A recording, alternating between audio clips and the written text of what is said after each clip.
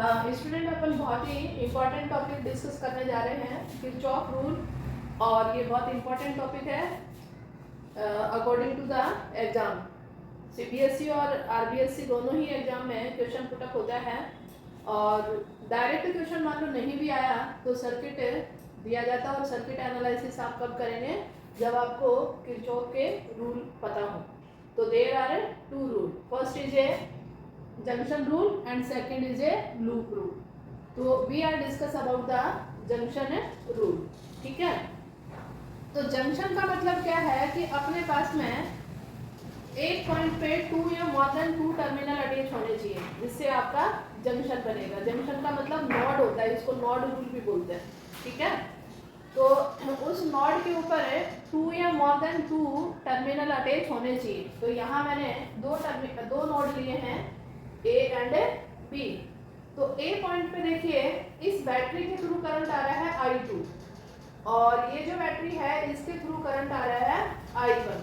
तो that means यहाँ पे जो एंट्रिंग करंट है वो है I1 एंड I2, और यहाँ ये लीव हो रहा है, तो यहाँ लिविंग करंट क्या होना चाहिए? I1 plus I2।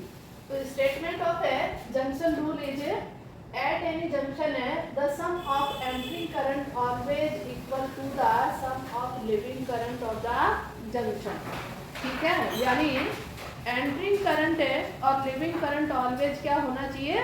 इक्वल होना चाहिए। तो ये आप इस तरह से डिफाइन कर सकते हैं।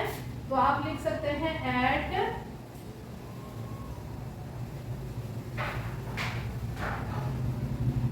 जंक्शन ए आपका एंट्रिंग करंट क्या है?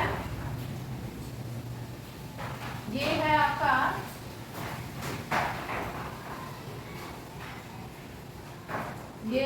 I1 प्लस I2, और लिविंग करंट भी क्या होना चाहिए? I1 प्लस I2, ठीक है।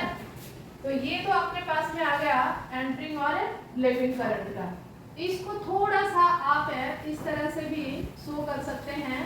एक है इस तरह का जंक्शन बना दें जहां कई करंट लीव हो रहे हैं और एंटर कर रहे हैं। तो ये मान लो मैंने लिया ए जंक्शन, और यहाँ पे करंट है I1 की डायरेक्शन ये, I2 की डायरेक्शन ये, I3 की डायरेक्शन ये है, I4 also in living direction, I5 in a entering direction and I6 in a leaving direction। तो यहाँ पे देखो एंट्रिंग करंट आपका कौन सा है? I1, I2 and I5। तो ये क्या आ जाएगा? I1, I2 प्लस I5, और इक्वल किसके आएगा बेटा? लिविंग करंट कौन सा है? I3, I4, I6। तो दिस इज ए जंक्शन या